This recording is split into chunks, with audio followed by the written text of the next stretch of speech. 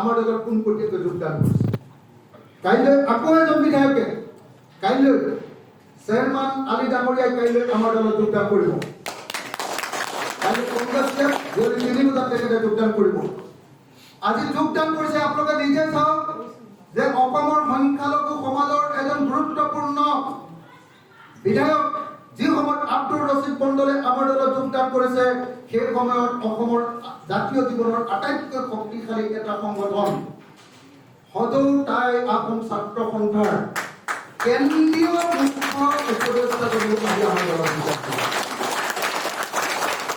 যোগদান কৰিছে। নিজে জানো দুলালে সকলো মানুহ সুধিছ, উত্তৰ অসমৰ যিকোনো এজন মানুহ সুধিছ, ধেমাজি জিলাৰ উত্তৰ অসমৰ যিকোনো এজন মানুহ সুধিছ, অসমীয়া জাতিৰ বিপদৰ সময়ত যিবিলাক মানুহে সদায় সৰব হয়, সদায় মাত পাতে, তাৰ ভিতৰত আমাৰ আটাছুৰ মুখ্য উপদেষ্টা চিফ এডভাইজাৰ চেন্ট্ৰেলৰ চিফ এডভাইজাৰ কেন্দ্ৰীয় মুখ্য উপদেষ্টা দুলাল চন্দ্ৰ বৰুৱাই সদায় সৰবভাৱে জনতাৰ পক্ষত, জাতিৰ পক্ষত, দেশৰ পক্ষত মাত মাতি আহিছে। সদৌ তাই আহোম ছাত্ৰ সন্থাৰ তেখেতে মুখ্য উপদেষ্টা, শিশিবৰগাঁও বিধানসভা সমষ্টি সংৰক্ষণ মুক্ত দাবী সমিতিৰ সাধাৰণ সম্পাদক থাকে, মৰিধন মহাবিদ্যালয়ৰ ছাত্ৰ ইউনিয়নৰ তেখেত উপসভাপতি আছিল।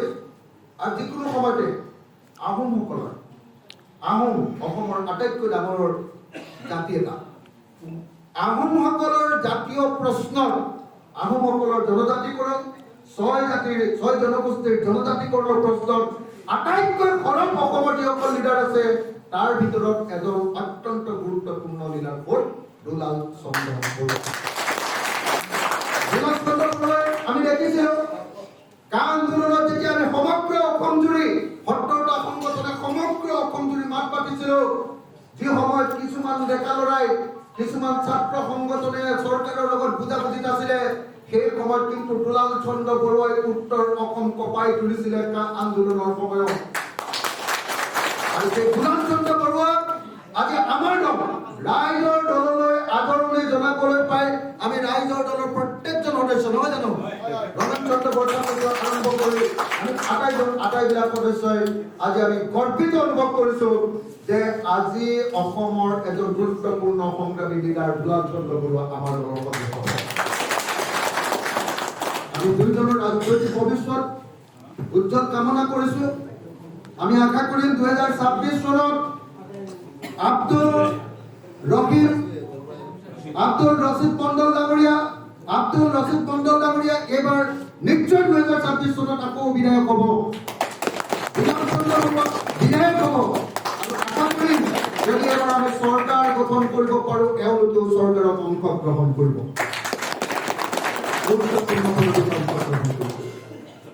এই আশা কৰি মই তেখেতসকল দুইজনকে আমাৰ ৰাইজৰ দললৈ আদৰণি জনাইছো। এই সময়খিনিত মই এটা কথা কৈ লওঁ, এটা জটিল সন্দিক্ষণ অসমত চলি আছে। এই সময়তে আমি একেটা সময়তে এজন সংখ্যালঘু সৰব বিধায়কক আনিছো, একেটা সময়তে অসমৰ জাতীয় জীৱনৰ এটা গুৰুত্বপূৰ্ণ দল সংগঠন সদৌ তাই আহোম ছাত্ৰ সন্থাৰ মুখ্য উপদেষ্টাজনক আমাৰ দলত যোগদান কৰাইছো। আপোনালোকে কন্ট্ৰাষ্টটো চাই লওক। বহুতে ক'ব খোজে যে ৰাইজৰ দলে সংখ্যালঘুৰ প্ৰতি বেছিকে তেওঁলোকে দুৰ্বলতা দেখুৱায়। আমি স্পষ্টভাৱে আজি সকলো সংখ্যালঘু ৰাইজ উপস্থিত থাকোঁতে আব্দুল ৰছিদ মণ্ডল তেখেত উপস্থিত থাকোঁতে আমি সকলোৱে স্পষ্টভাৱে দুটা কথা শুনি লোৱা দৰকাৰ। সকলোৱে শুনি লোৱা দৰকাৰ। 1971 চনত 24 মাৰ্চৰ পিছত যিবিলাক মানুহ অসমলৈ আহিছে, তেওঁ হিন্দুৱে হওক, তেওঁ মুছলমানে হওক, তেওঁ খ্ৰীষ্টানেই হওক, তেওঁ বিদেশী, আৰু তেনেকুৱা সকলো বিদেশীক আমি অসমৰ পৰা বহিষ্কাৰ কৰিবৰ কাৰণে পাওঁ।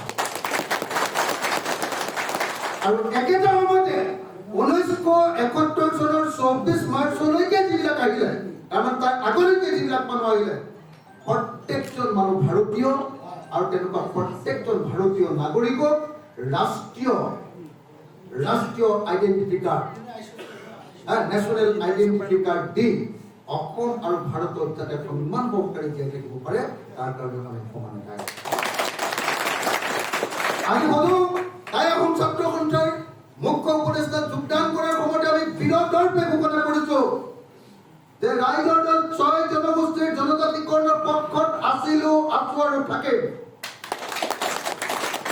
ৰাইজৰ দৰে আহোম জনগোষ্ঠীৰ জনজাতিকৰণৰ পক্ষত আছো। মৰাণ, মটক, চুতীয়া, আহোম, কোচ ৰাজবংশী আৰু চাহ জনগোষ্ঠী আদিবাসী ৰাইজৰ জনজাতিকৰণৰ পক্ষত আমি আছো আৰু থাকিম। আৰু যি বিজেপিয়ে, যি নৰেন্দ্ৰ মোদীয়ে ছমাহৰ ভিতৰত এই জনগোষ্ঠীবিলাকক জনজাতিকৰণ কৰিম বুলি কৈছিলে, কিন্তু কৰা নাছিলে। যেতিয়া আমি চৰকাৰলৈ আহিম, আমি ৰাজ্য চৰকাৰৰ পৰা এই 6 জনগোষ্ঠীৰ জনজাতিকৰণৰ কাৰণে লগে লগে অনুমোদন আগবঢ়াম। 6 জনগোষ্ঠীৰ জনজাতিকৰণ হয় তাৰ ব্যৱস্থা গ্ৰহণ কৰিম। অকল এই 6 জনগোষ্ঠীয়ে নহয়, 6 জনগোষ্ঠীৰ লগতে নাথযোগীসকল, 6 জনগোষ্ঠীৰ লগতে খৰলীয়া কছাৰীসকল আৰু 6 জনগোষ্ঠীৰ লগতে কলিতাসকল আৰু মদাহী জনগোষ্ঠী, তেওঁলোককো জনজাতিকৰণ কৰিব পাৰি নেকি, এইটো আমি বিবেচনা কৰিম। অতি স্পষ্ট ভাৱেৰে আমি সেইকাৰণে ক'ব খুজিছো, হিমন্ত বিশ্ব শৰ্মাক আমি সদায় চেলেঞ্জ কৰি থাকো, তুমি যে ইমান খিলঞ্জীয়াৰ কথা কৈ থাকা, তোমাৰ যদি দম আছে, তোমাৰ যদি ৰাজনৈতিক সাহস আছে, তেতিয়াহ'লে তুমি অসমৰ 6 জনগোষ্ঠীক জনজাতিকৰণ কৰা আৰু অসমৰ মুখ্যমন্ত্ৰী পদটো অসমৰ খিলঞ্জীয়া জনজাতি আৰু কি অনুসূচিত জাতিৰ কাৰণে তুমি সংৰক্ষণ কৰা। এতিয়া তোমাৰ সাহস আমি দেখিলো, তুমি যে ইমান খিলঞ্জীয়াৰ কথা কৈ থাকা, তোমালোকৰ কিমান সাহস আছে চাওঁ। আমি সদায় তেনেকে দাবী কৰি আহিছো, কিন্তু তেওঁলোকৰ সাহস নাই। তেওঁলোকে খিলঞ্জীয়াৰ ৰাজনীতি কৰে, আমি খিলঞ্জীয়াৰ লগত থাকো, আমি খিলঞ্জীয়াৰ কাৰণে যুঁজ কৰো।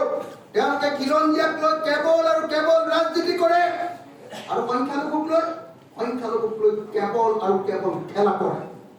আমি খিলঞ্জীয়াৰ পক্ষত দৃঢ়তাৰে আছো, দৃঢ়তাৰে থাকিম আৰু দৃঢ়তাৰে আছিলো আৰু একেটা সময়তে সংখ্যালঘুসকলৰ লগত আছো আৰু থাকিম আৰু হিন্দু আৰু মুছলমান ঐক্যবদ্ধভাৱে নতুন অসম গঢ়িবৰ কাৰণে আমি আগবাঢ়িম। এইটো আমাৰ সংকল্প। আজি এই দিনটোত আমি আকৌ এবাৰ খিলঞ্জীয়াসকলৰ অধিকাৰ আৰু খিলঞ্জীয়াসকলৰ নেতৃত্বত অসমৰ সকলো জাতি, ধৰ্ম, বৰ্ণ, ভাষা নিৰ্বিশেষে প্ৰত্যেকটো জাতি জনগোষ্ঠীক লগত লৈ হিন্দু, মুছলমান, খ্ৰীষ্টান, জৈন, বৌদ্ধ, শিখ, ইছাই সবকে লগত লৈ আমি এখন সমন্বয়ৰ অসম গঢ়িম, ঐক্যবদ্ধ অসম গঢ়িম। এয়া আমাৰ সংকল্প। আমি হিমন্ত বিশ্ব শৰ্মাক অসমত এনেকুৱা সাম্প্ৰদায়িক ধৰ্মীয় ৰাজনীতি কৰিবলৈ এৰি নিদিওঁ।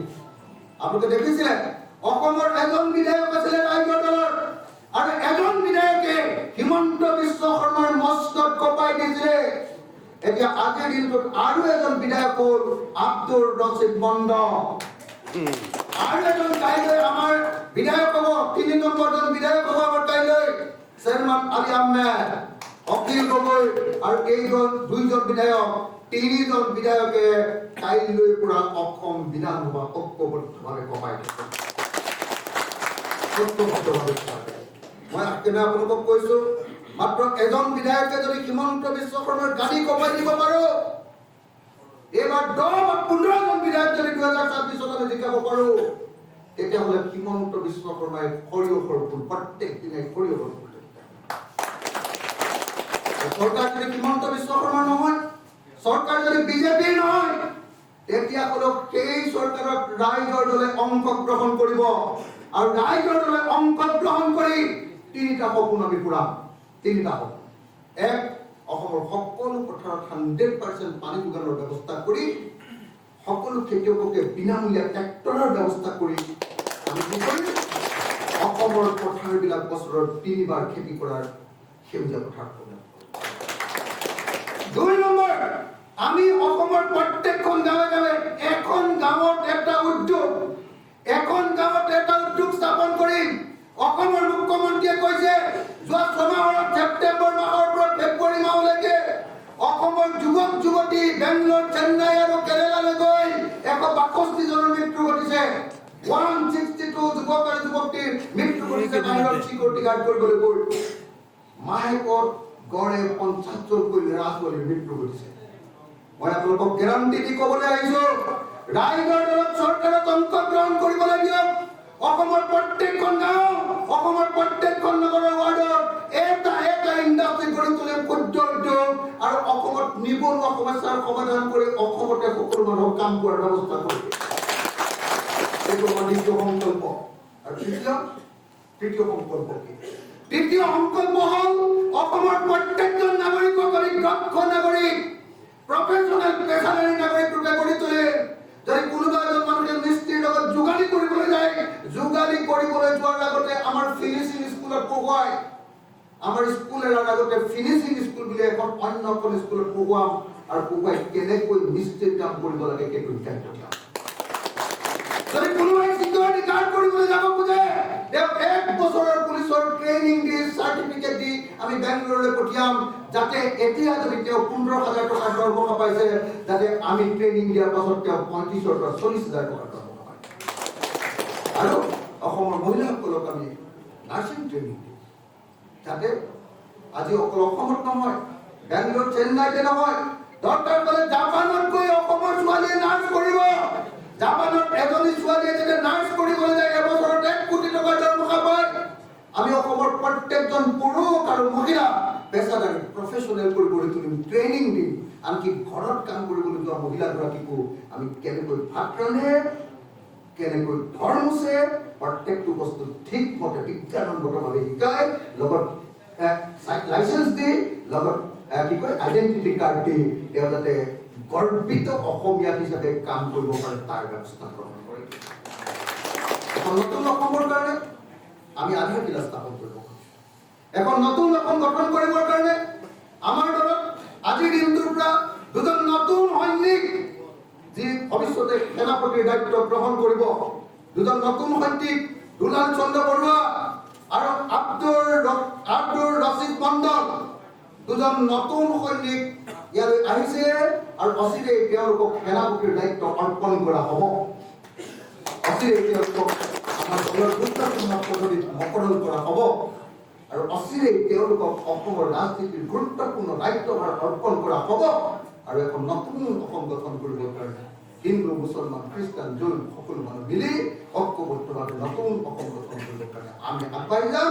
এই কথা কৈ মই আকৌ এবাৰ দুজনকে এবাৰ কিয় ক'বলৈ অনুৰোধ কৰিছোঁ, আকৌ এবাৰ মই আমাৰ দললৈ আব্দুৰ ৰছিদ মণ্ডল, অসমৰ 3বাৰৰ বিধায়ক আৰু অসমৰ জাতীয় জীৱনৰ গুৰুত্বপূৰ্ণ সংগঠন সদু টাই আহোম ছাত্ৰ সন্থাৰ মুখ্য উপদেষ্টা দুলাল চন্দ্ৰ বৰুৱাক আদৰণি জনাব।